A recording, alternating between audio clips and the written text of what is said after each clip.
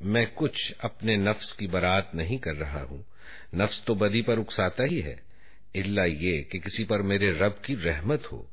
بے شک میرا رب بڑا غفور الرحیم ہے۔ بادشاہ نے کہا، انہیں میرے پاس لاؤ تاکہ میں ان کو اپنے لیے مخصوص کر لوں۔ جب یوسف نے اس سے گفتگو کی تو اس نے کہا، اب آپ ہمارے ہاں قدر و منزلت رکھتے ہیں اور آپ کی امانت پر پورا بھروسہ ہے۔ یوسف نے کہا، ملک کے خزانے میرے سپرد کیجیے، میں حفاظت کرنے والا بھی ہوں اور علم بھی رکھتا ہوں۔ اس طرح ہم نے اس سرزمین میں یوسف کے لیے اقتدار کی راہ ہموار کی۔ وہ مختار تھا کہ اس میں جہاں چاہے اپنی جگہ بنائے۔ ہم اپنی رحمت سے جس کو چاہتے ہیں نوازتے ہیں۔ نیک لوگوں کا اجر ہمارے ہاں مارا نہیں جاتا، اور آخرت کا اجر ان لوگوں کے لیے زیادہ بہتر ہے جو ایمان لے آئے اور خدا ترسی کے ساتھ کام کرتے رہے۔ یوسف کے بھائی مصر آئے اور اس کے ہاں حاضر ہوئے۔ اس نے انہیں پہچان لیا، مگر وہ اس سے نا آشنا تھے۔ پھر جب اس نے ان کا سامان تیار کروا دیا تو چلتے وقت ان سے کہا، اپنے سوتیلے بھائی کو میرے پاس لانا۔ دیکھتے نہیں ہو کہ میں کس طرح پیمانہ بھر کر دیتا ہوں اور کیسا اچھا مہمان نواز ہوں؟ اگر تم اسے نہ لاؤ گے تو میرے پاس تمہارے لیے کوئی غلہ نہیں ہے، بلکہ تم میرے قریب بھی نہ پھٹکنا۔ انہوں نے کہا، ہم کوشش کریں گے کہ والد صاحب اسے بھیجنے پر راضی ہو جائیں، اور ہم ایسا ضرور کریں گے۔ یوسف نے اپنے غلاموں کو اشارہ کیا کہ ان لوگوں نے غلے کے عوض جو مال دیا ہے وہ چپکے سے ان کے سامان ہی میں رکھ دو۔ یہ یوسف نے اس امید پر کیا کہ گھر پہنچ کر وہ اپنا واپس پایا ہوا مال پہچان جائیں گے، اور عجب نہیں کہ پھر پلٹیں۔ جب وہ اپنے باپ کے پاس گئے تو کہا، ابا جان، آئندہ ہم کو غلہ دینے سے انکار کر دیا گیا ہے، لہٰذا آپ ہمارے بھائی کو ہمارے ساتھ بھیج دیجیے تاکہ ہم غلہ لے کر آئیں، اور اس کی حفاظت کے ہم ذمہ دار ہیں۔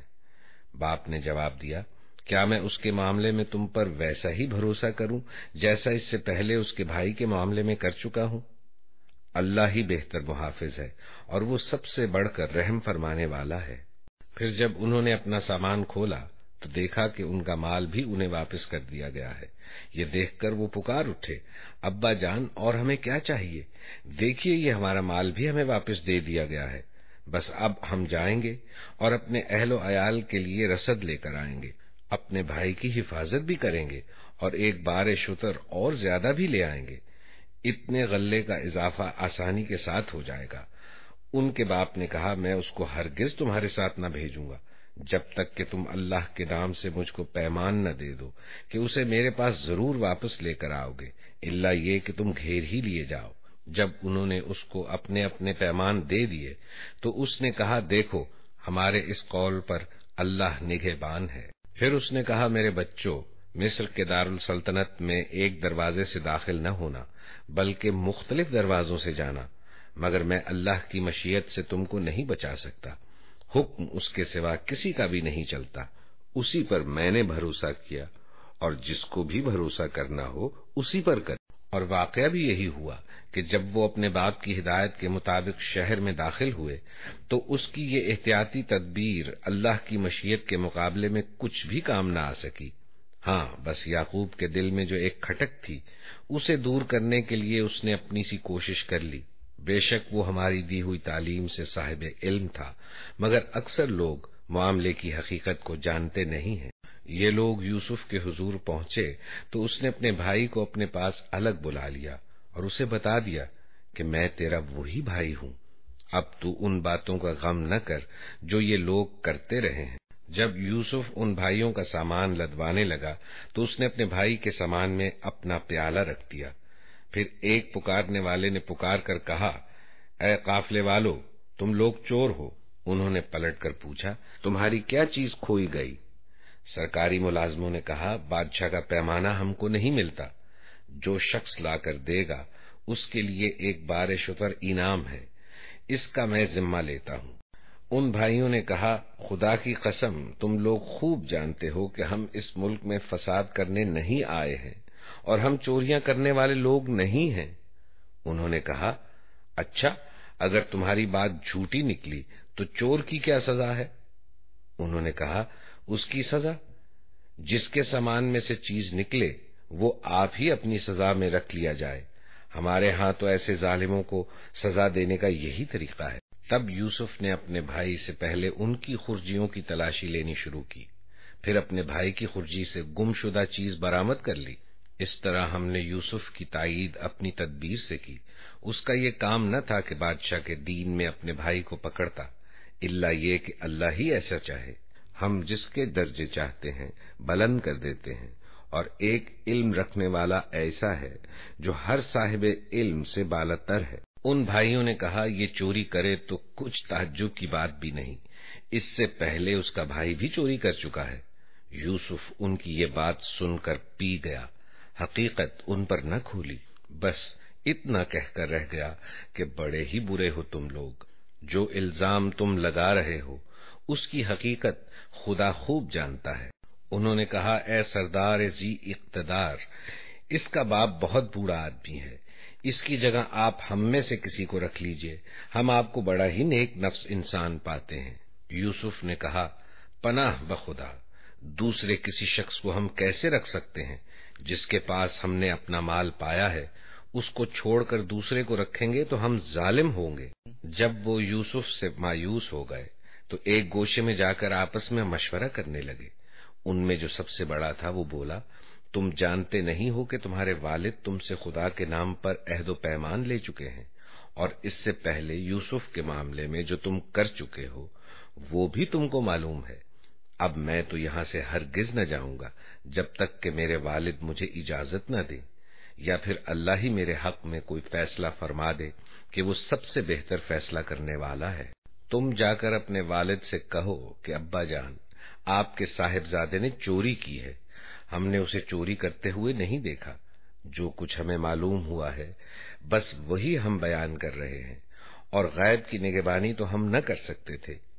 آپ اس بستی کے لوگوں سے پوچھ لیجئے جہاں ہم تھے، اس قافلے سے دریافت کر لیجئے جس کے ساتھ ہم آئے ہیں، ہم اپنے بیان میں بالکل سچے ہیں۔ باپ نے یہ داستان سن کر کہا، دراصل تمہارے نفس نے تمہارے لیے ایک اور بڑی بات کو سہل بنا دیا۔ اچھا، اس پر بھی صبر کروں گا اور بخوبی کروں گا۔ کیا بعید کہ اللہ ان سب کو مجھ سے لا ملائے، وہ سب کچھ جانتا ہے اور اس کے سب کام حکمت پر مبنی ہے۔ پھر وہ ان کی طرف سے منہ پھیر کر بیٹھ گیا اور کہنے لگا کہ ہائے یوسف، وہ دل ہی دل میں غم سے گھٹا جا رہا تھا اور اس کی آنکھیں سفید پڑ گئی تھی۔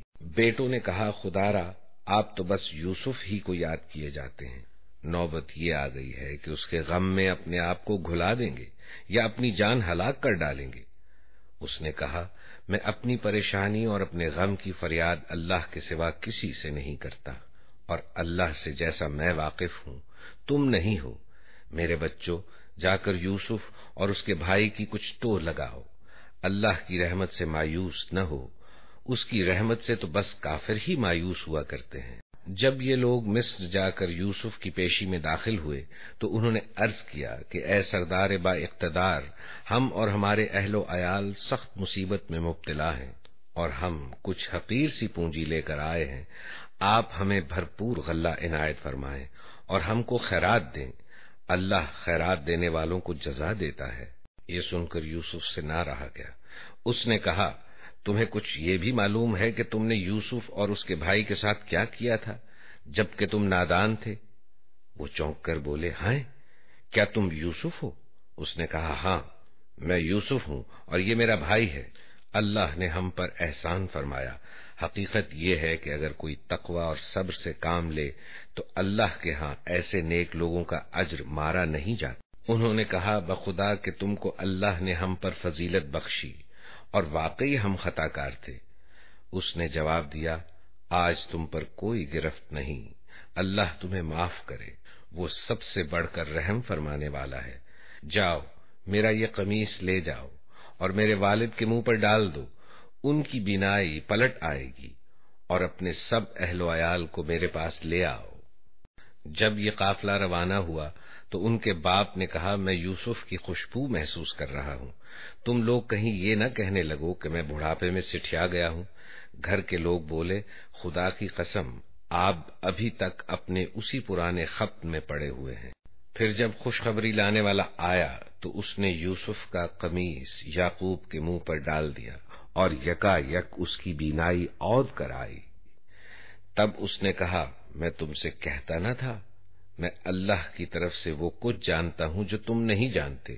سب بول اٹھے، ابا جان، آپ ہمارے گناہوں کی بخشش کے لیے دعا کریں، واقعی ہم خطا کار تھے۔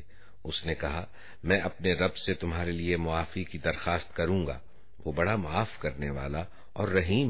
پھر جب یہ لوگ یوسف کے پاس پہنچے تو اس نے اپنے والدین کو اپنے ساتھ بٹھا لیا اور اپنے سب کنبے والوں سے کہا، چلو اب شہر میں چلو، اللہ نے چاہا تو امن چین سے رہو گے۔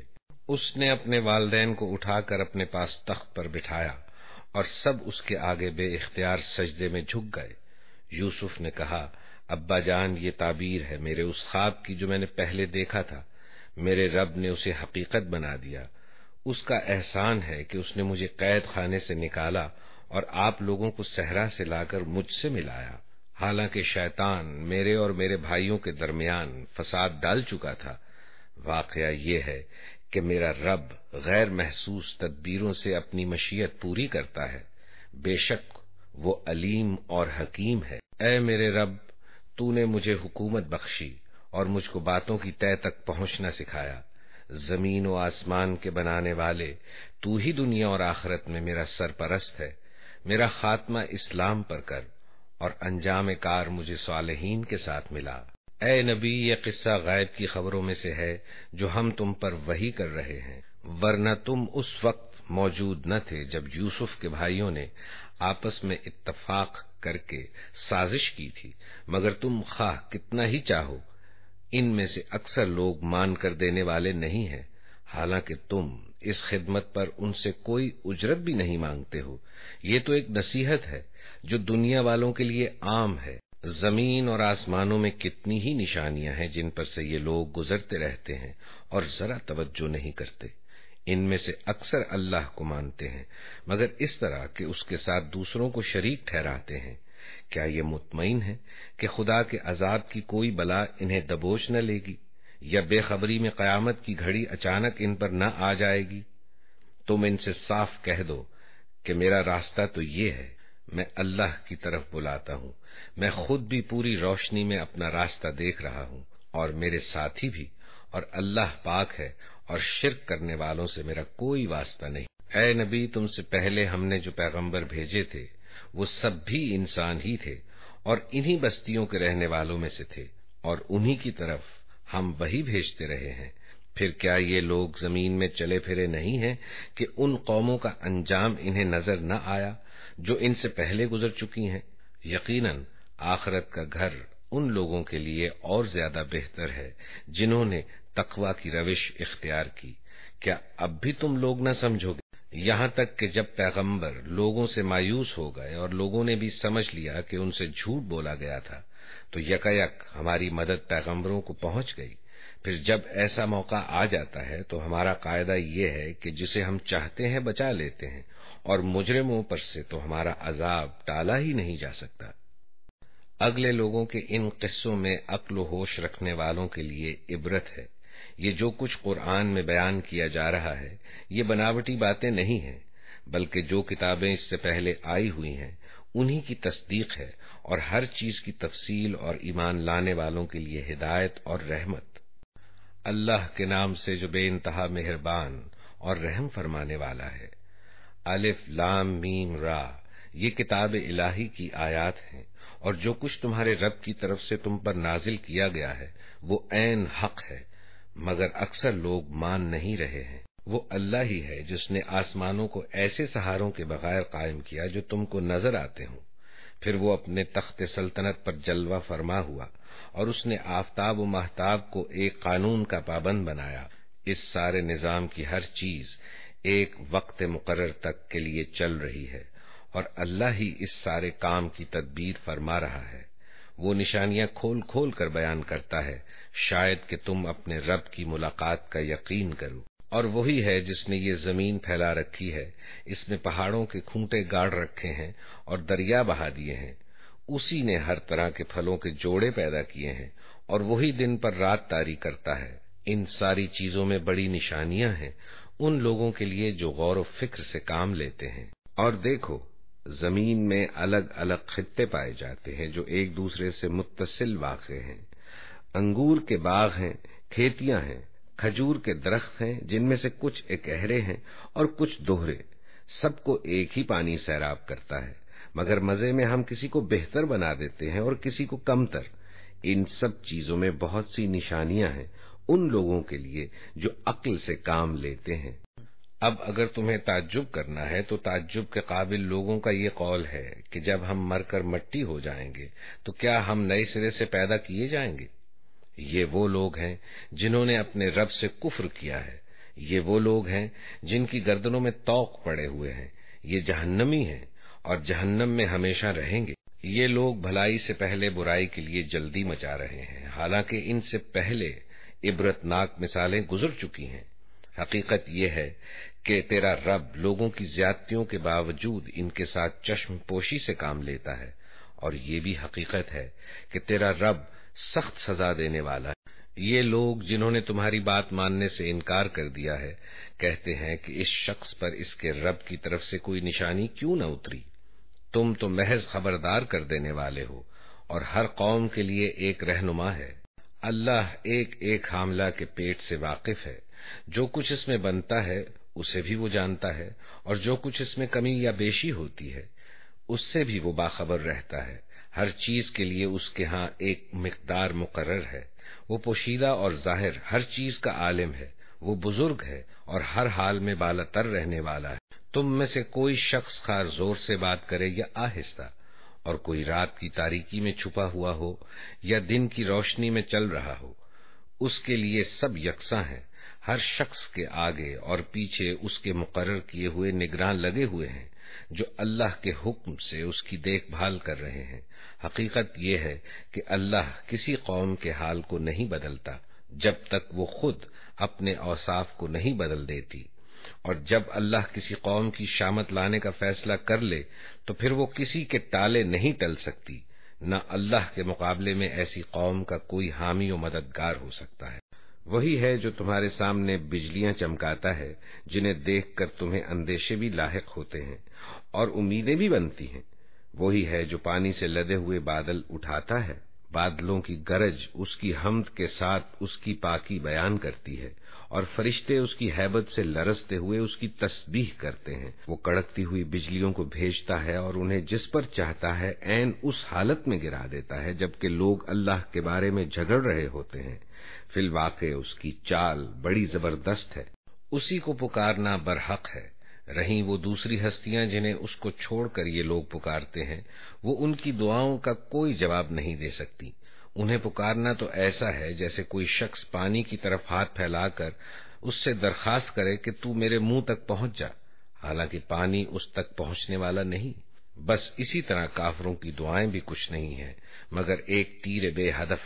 وہ تو اللہ ہی ہے جس کو زمین و آسمان کی ہر چیز طوعاً و کرہاً سجدہ کر رہی ہے، اور سب چیزوں کے سائے صبح و شام اس کے آگے جھکتے ہیں۔ ان سے پوچھو آسمان و زمین کا رب کون ہے؟ کہو اللہ۔ پھر ان سے کہو کہ جب حقیقت یہ ہے تو کیا تم نے اسے چھوڑ کر ایسے معبودوں کو اپنا کارساز ٹھہرا لیا جو خود اپنے لیے بھی کسی نفع و نقصان کا اختیار نہیں رکھتے؟ کہو کیا اندھا اور آنکھوں والا برابر ہوا کرتا ہے؟ کیا روشنی اور تاریکیاں یکساں ہوتی ہیں؟ اور اگر ایسا نہیں تو کیا ان کے ٹھہرائے ہوئے شریکوں نے بھی اللہ کی طرح کچھ پیدا کیا ہے کہ اس کی وجہ سے ان پر تخلیق کا معاملہ مشتبہ ہو گیا؟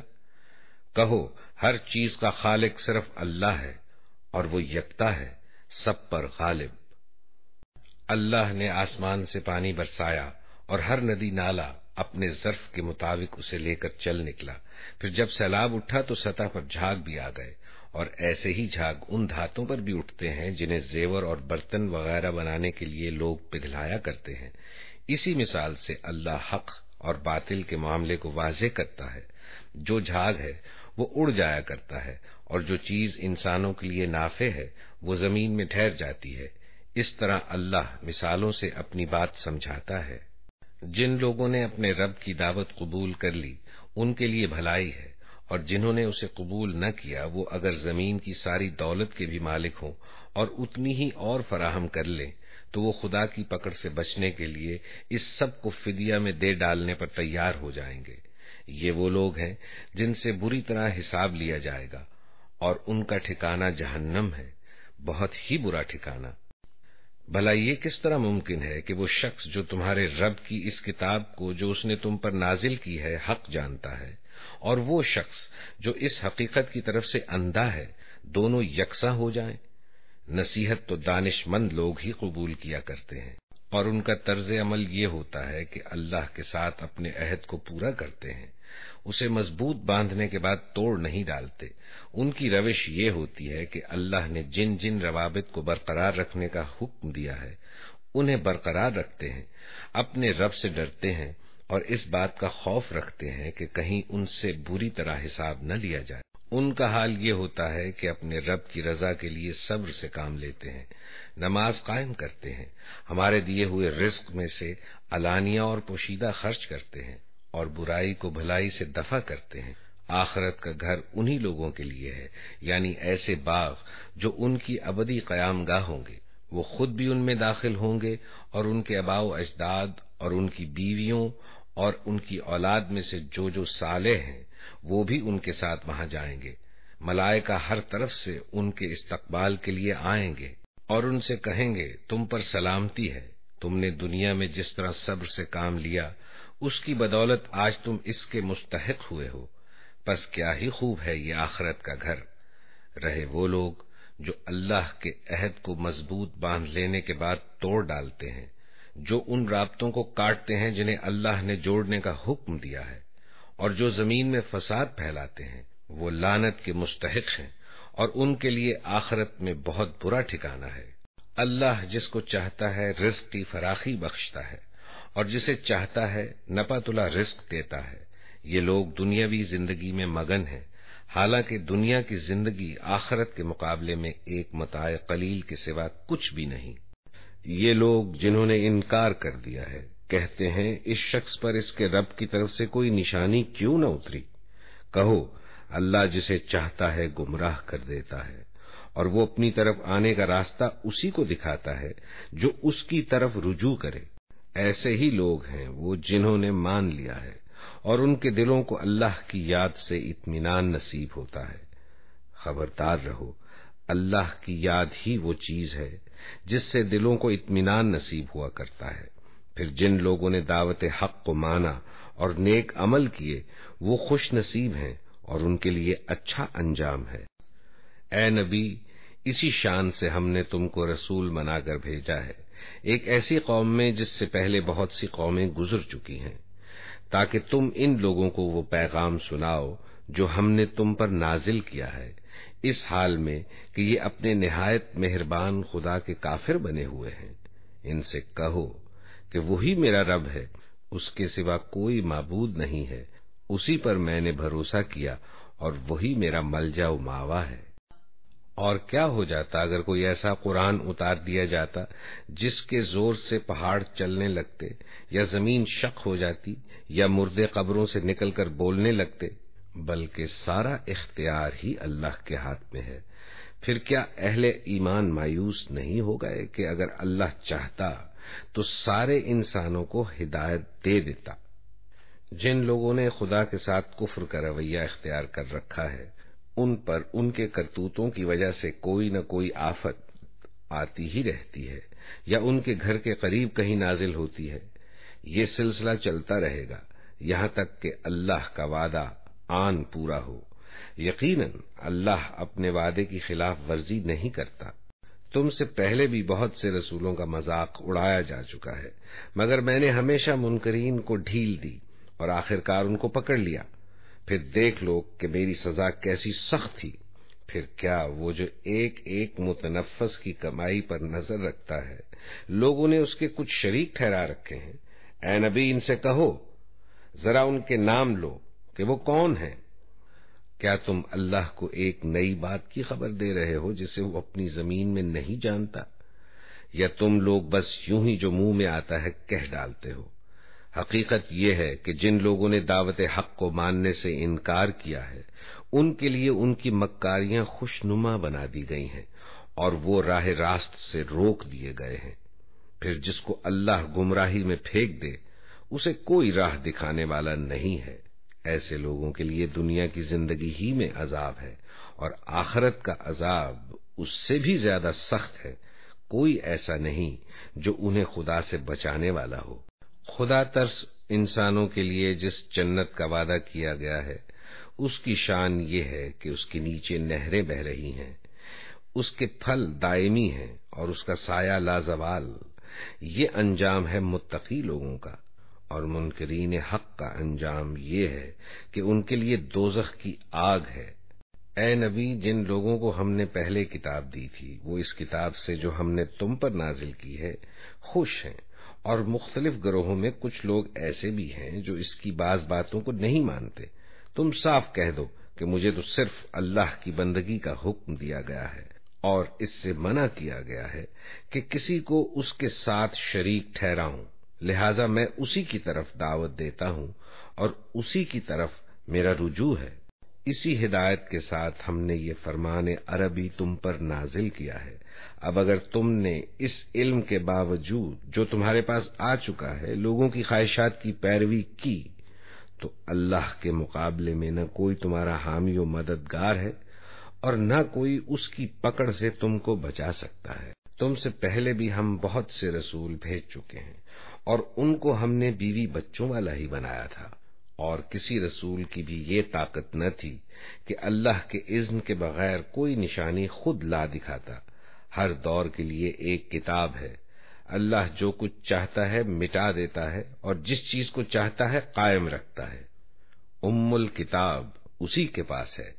اور اے نبی، جس برے انجام کی دھمکی ہم ان لوگوں کو دے رہے ہیں اس کا کوئی حصہ خواہ ہم تمہارے جیتے جی دکھا دیں یا اس کے ظہور میں آنے سے پہلے ہم تمہیں اٹھا لیں، بہرحال تمہارا کام صرف پیغام پہنچا دینا ہے اور حساب لینا ہمارا کام ہے۔ کیا یہ لوگ دیکھتے نہیں ہیں کہ ہم اس سرزمین پر چلے آ رہے ہیں اور اس کا دائرہ ہر طرف سے تنگ کرتے چلے آتے ہیں؟ اللہ حکومت کر رہا ہے، کوئی اس کے فیصلوں پر نظر ثانی کرنے والا نہیں ہے اور اسے حساب لیتے کچھ دیر نہیں لگتی۔ ان سے پہلے جو لوگ ہو گزرے ہیں وہ بھی بڑی چالیں چل چکے ہیں، مگر اصل فیصلہ کن چال تو پوری کی پوری اللہ ہی کے ہاتھ میں ہے۔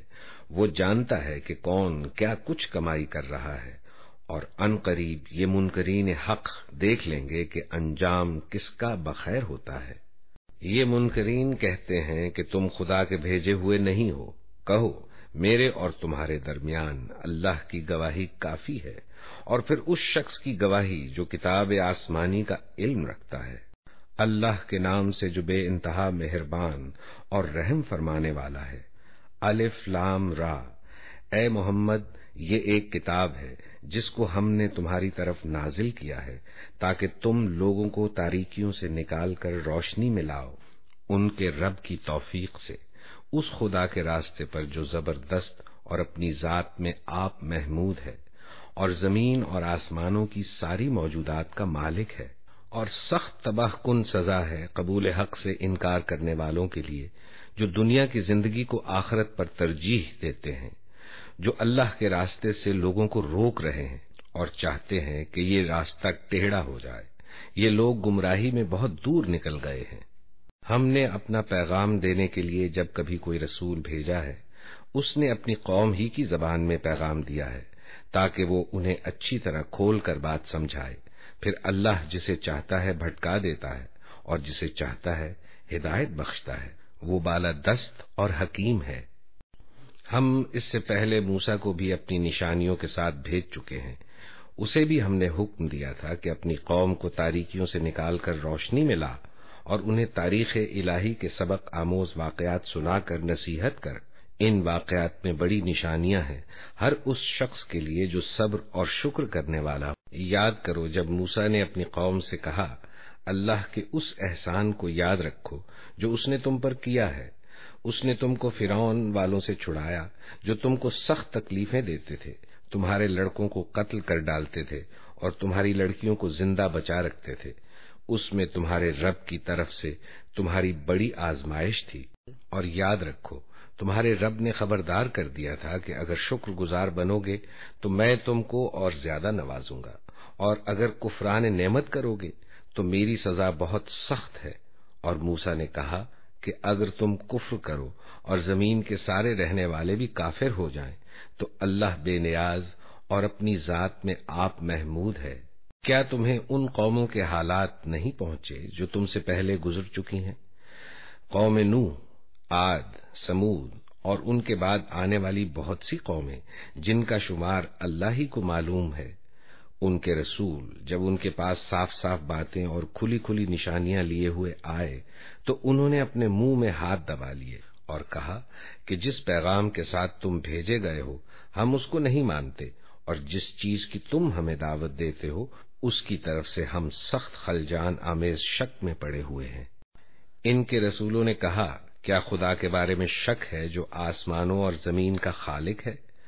وہ تمہیں بلا رہا ہے تاکہ تمہارے قصور معاف کرے اور تم کو ایک مدت مقرر تک مہلت دے۔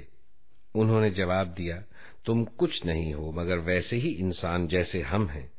تم ہمیں ان ہستیوں کی بندگی سے روکنا چاہتے ہو جن کی بندگی باپ دادا سے ہوتی چلی آ رہی ہے۔ اچھا تو لاؤ کوئی صریح سند۔ ان کے رسولوں نے ان سے کہا واقعی ہم کچھ نہیں ہیں مگر تم ہی جیسے انسان، لیکن اللہ اپنے بندوں میں سے جس کو چاہتا ہے نوازتا ہے، اور یہ ہمارے اختیار میں نہیں ہے کہ تمہیں کوئی سند لا دیں۔ سند تو اللہ ہی کے اذن سے آ سکتی ہے، اور اللہ ہی پر اہل ایمان کو بھروسہ کرنا چاہیے۔ اور ہم کیوں نہ اللہ پر بھروسہ کریں جبکہ ہماری زندگی کی راہوں میں اس نے ہماری رہنمائی کی ہے۔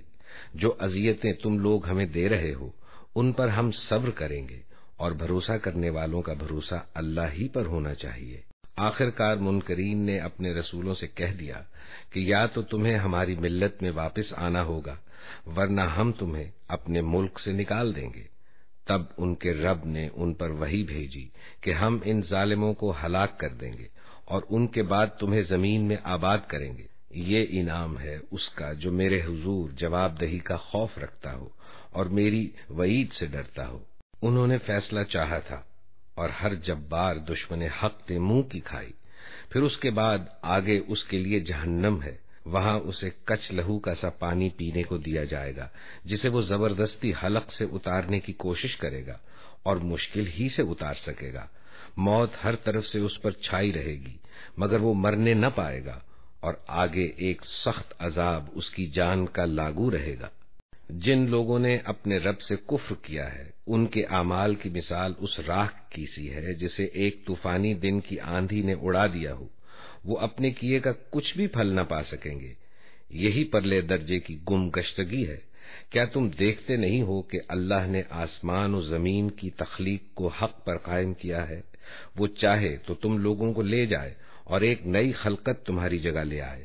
ایسا کرنا اس پر کچھ بھی دشوار نہیں ہے۔ اور یہ لوگ جب اکٹھے اللہ کے سامنے بے نقاب ہوں گے تو اس وقت ان میں سے جو دنیا میں کمزور تھے وہ ان لوگوں سے جو بڑے بنے ہوئے تھے کہیں گے دنیا میں ہم تمہارے تابع تھے، اب کیا تم اللہ کے عذاب سے ہم کو بچانے کے لیے بھی کچھ کر سکتے ہو؟